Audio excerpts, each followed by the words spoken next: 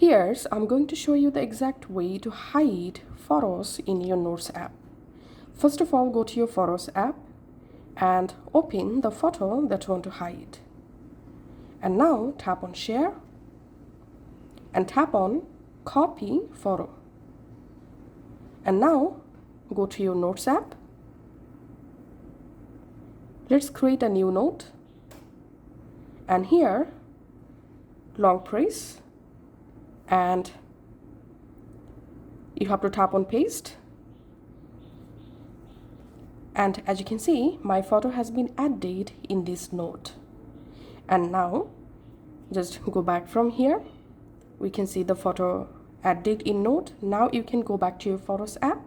And now from your Photos app, if you want, you can delete the photo. But the photo will still appear in your notes.